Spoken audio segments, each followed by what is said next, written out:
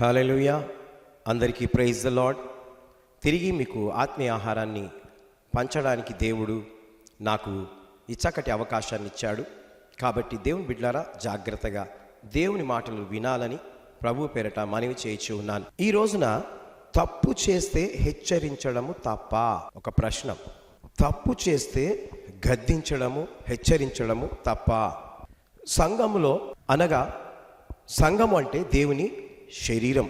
శరీరంలో అవయవాలు ఉంటాయి. అనగా కళ్ళు, ముక్కు, నోరు, నాలుక, చెవులు, వేళ్ళు, గోర్లు, కాళ్ళు, గుండె, లివర్, కడుపు, తల, ఇంకా XYZ. ఎప్పుడైనా ఇవి పోట్లాడతాయా? ఎన్ని చూసుకున్నాం? 12 చూసుకున్నాం. ఇంకా చాలా ఉన్నాయి, నేను చెప్పలేవు అవన్నీ.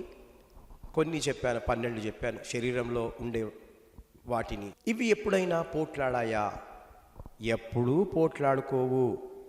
దేవునికి స్తోత్రం. దేవుని బిడ్డలారా, అవి దేవుడు అమర్చాడు కాబట్టి దేవుడు చెప్పినట్లుగా వింటూ ఉంటాయి. అవి పని చేస్తూ ఉంటాయి వాటి వాటి వంతు ప్రకారం. కాబట్టి అలాగే సంఘంలో ఉన్న వారందరూ కూడా కలిసిమెలిసి ఉండాలి. సంఘంలో ఉండేవారందరూ కూడా చక్కగా కలిసిమెలిసి ఉండాలి. ఒకరిని ఒకరు ద్వేషించవద్దు, ఒకరిని ఒకరు సాడీలు చెప్పుకోవద్దు. పాస్టర్ గారికి మాత్రమే సంఘములో ఎవరైనా తప్పు చేస్తే వారిని హెచ్చరించడానికి అధికారము ఉంటుంది. అలాగే పౌలు అంటాడు, నేను గురి చూడని వాని వలె పరిగెత్తు వాడను కాను. ఎవరు? పౌలు అంటున్నాడు ఈ మాటలు. గురి చూడని వాని వలె పరిగెత్తు వాడను కాను. గాలిని కొట్టినట్లు నేను పోట్లాడుట లేదు. గాలిని కొడితే దెబ్బ తగులుతుందా అండి? నేను ఆ విధంగా పోట్లాడుట లేదు. కానీ ఒకవేళ ఇతరులకు ప్రకటించిన తర్వాత నేను భ్రష్టుడనైపోదునేమో అని నా శరీరమును నలుగగొట్టి దానిని లోపరుచుకొనుచున్నాను. ఏం చేస్తున్నాడు? తన శరీరాన్ని నలుగగొట్టుకుంటున్నాడు. అనగా శరీరానికి కష్టాన్ని పెడుతూ ఉన్నాడు.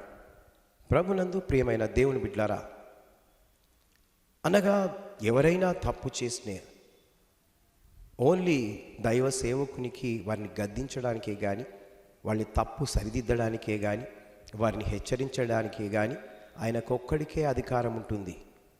ఆయనకు మీరు లోబడాలి అంతే తప్ప ఎవరికి పడితే వారికి లోబడకూడదు, వారి వెంబడి అనుసరించకూడదు. కాబట్టి దేవునికి స్తోత్రం చెల్లిస్తున్నాను. దేవుడు మరి ఈ రోజున 1 కొరింథీయులకు రాసిన పత్రిక 9వ అధ్యాయం 26-27 వచనాలు రాయబడ్డది. కాబట్టి సహోదరులారా, సేవకులు మీ తప్పు సరిచేయడానికి, అనగా తప్పు చేస్తే గద్దించడానికి వారికి మాత్రమే అధికారం ఉంటుంది.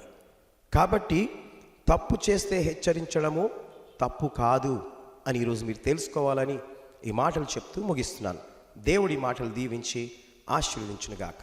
May God bless you.